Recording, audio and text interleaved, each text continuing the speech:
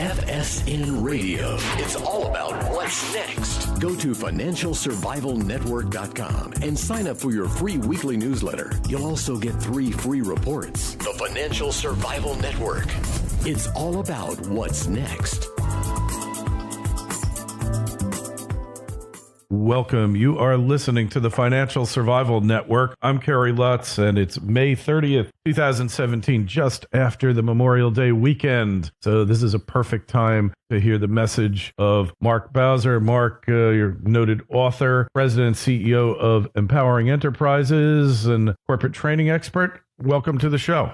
Well, thank you, Kerry. It's good to be able to be with you today. All right, so first, if you got any questions, comments on this show or others, send us an email to kl@kerrylutz.com. And Marc, we're thrilled to have you on here, looking at your site and looking at the work you've done in the past. Well, today we're talking about avoiding procrastination, and I'm sure you know it well. Your intentions are great. You want to do something, and you just can't do it. You'll put it off for tomorrow, and tomorrow, and tomorrow never comes. So, Marc, what do we do about procrastination? How do you address it? How do you overcome it, or how do you avoid it altogether? Well, Kerry, I think, first of all, your listeners, we all have to understand is that we're not alone. Procrastination happens to the best of us. It happens to all of us. And so that's the first thing. We're not in that unique little realm where we are the loser because we procrastinate. Everybody procrastinates. When I deal with salespeople or I'm dealing with writers, everybody procrastinates. So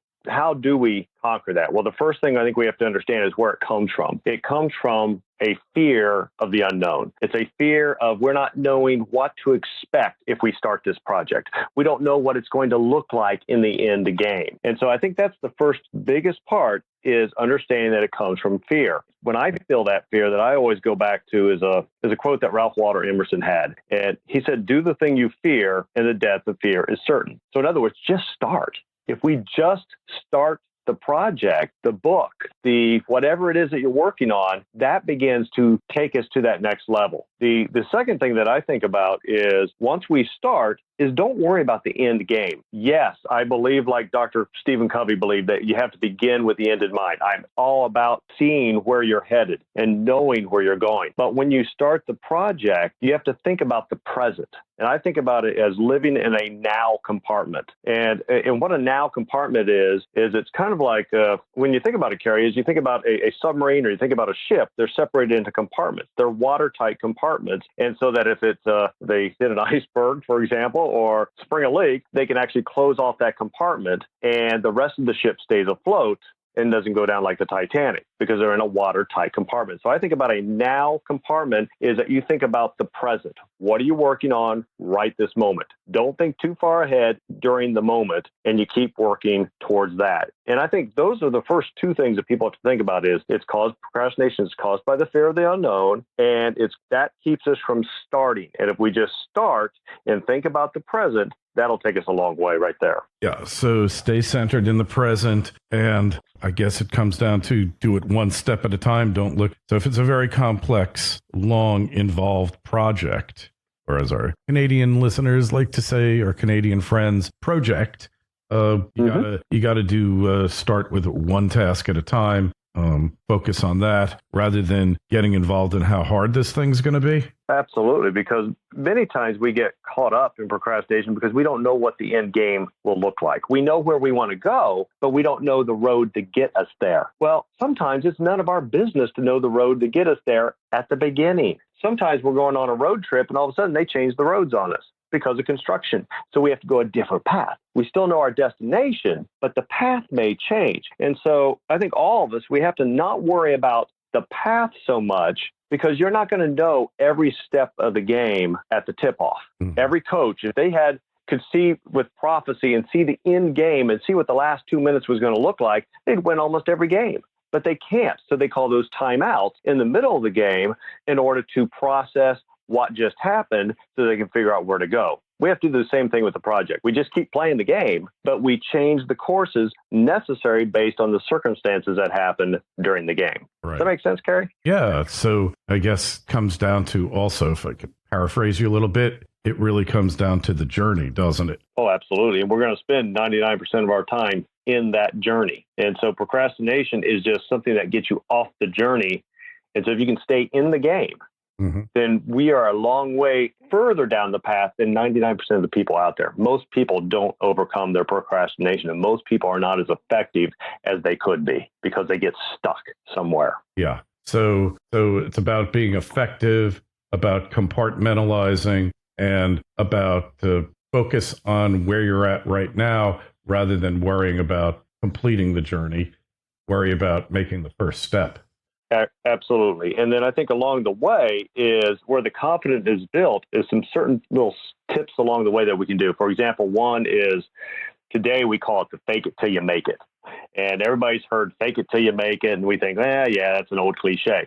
But that old cliche is based on psychological truth that Dr. William James, who lived about 100 years ago from Harvard, that he developed, which he called the as-if principle. And what they discovered was that there are two things that change our state of mind, the mood that we're in, if you will. One of those is what's called your internal representations, basically the pictures in our mind of how the world is. Like, for example, if I say car, all of us, all your listeners are seeing a car in their head. They're seeing a picture of a car. Probably not the same car. That would be a bit odd, but we're all seeing a picture of a car. It's the way our brain works. That controls your mood.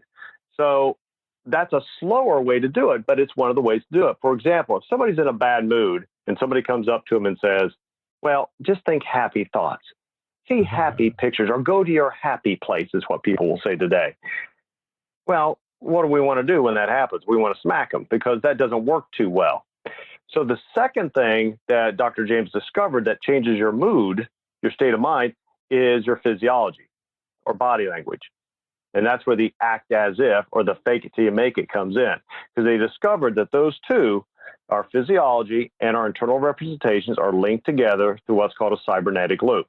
If you change one, you change the other. And so what Dr. James discovered was the quickest way to change our mood, to change our mind, to move us forward is to act as if. So when we're dealing with procrastination, we have to act as if we're confident in the project. We have to act as if we know where we're headed. And we've all known those people who are very good at faking it. Well, guess what? They eventually make it because all of a sudden that changes them inside. It changes the pictures they see of themselves, changes the pictures they see in their mind of how the world is, and they begin to act towards that. They begin to move towards that. And there's those old thoughts from Napoleon Hill and some of the other great giants of personal development in terms of where you think about the most, you will go toward.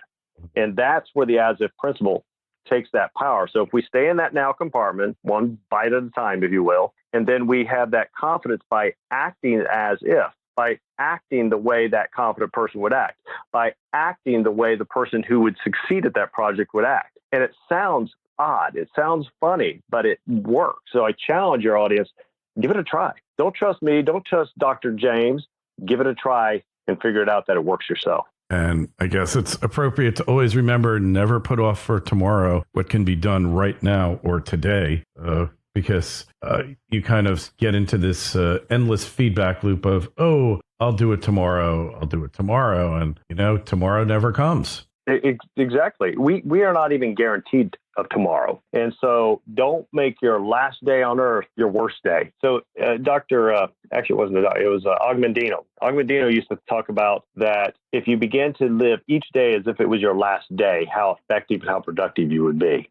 And it's kind of a gruesome thought, but think about it. What would we be doing if this was our last day and we knew it? What would we be doing? What would we be spending every hour of every day on? And if we did that every day, you can see how effective we would be. And so I think Mr. Medina was right, that if we take that into account and to begin to focus on what are the most important things right now, that makes us more effective. And I was one of my author friends, he likes to say that he focuses on two questions throughout the day. And he asks himself these two questions continuously throughout the day. The first question he asks himself is, what is the most important now? And the second question, and what's next? So what's the most important thing that I can do right this very moment? And after I get that done, what's next? And so he's only thinking 2 steps throughout the day. And those 2 steps have taken him tremendous strides. And he's not only an author, as I mentioned, he's a great business manager. He manages a celebrity's career, and he does a fantastic job with both fronts by focusing on those 2 questions. And right there is as simple as it can get to conquering your procrastination. Yeah. Hey, I just been reminded by a quote in the movie Breaker Morant. I don't know if you saw that. It was a great movie about English soldiers and Australian soldiers becoming the scapegoats. But in any event, that's not important. The thing that I remember, and I saw this movie 40 years ago, Breaker Morant, they're leading him off to the gallows or the firing squad. And his last quote was, "Live each day as if it would be your last, for one day you're sure to be right." And, that is a good point. That is a very good point. And we're all being right at least one time in our life.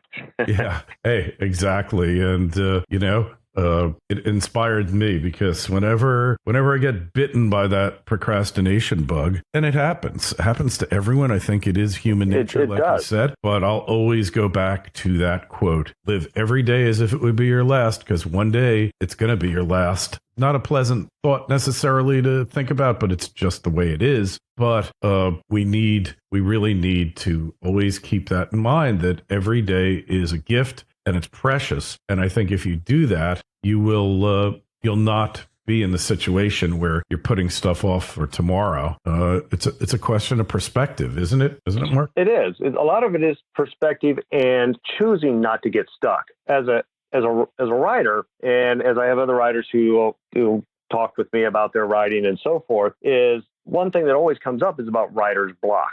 I don't have a lot of writer's block. It's something that myth that you hear out there all the time, is because writer's block is caused by procrastination of not putting anything on the paper, if you will. Put anything down. May not be good, but at least it gives you a starting point. And so I don't think about like writer's block. I don't think about getting stuck in a project. I think about getting something down. Even if it's terrible, you can learn from something that's terrible, and you're further down the road than if you were doing nothing, because you can always revamp.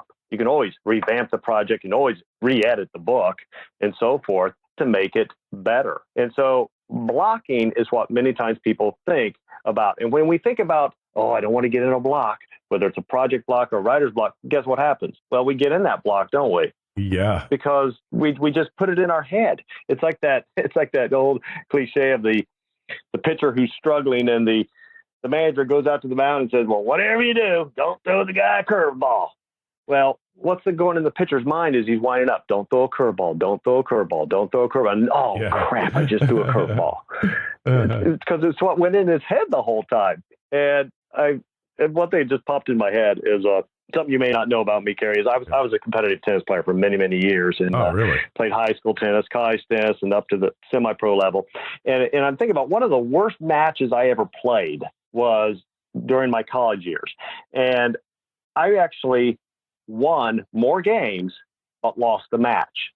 Now, some of those folks out there who are not tennis fans are thinking, how do you do that? Well, because it's a set. You win 2 out of 3 sets. A set is 6 games.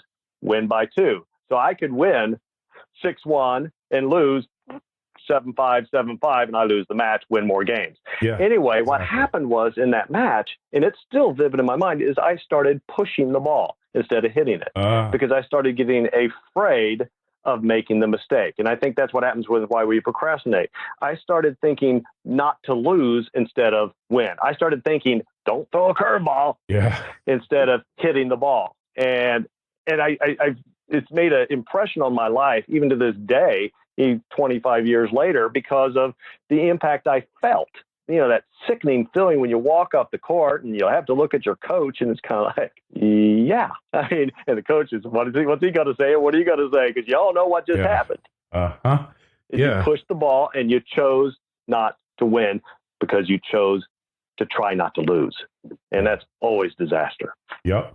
Hey, well, and not to get into gambling, but for gamblers, when they get to the point where they're just playing to break even, they're headed for financial ruin. And that's what it is. You have to play to win.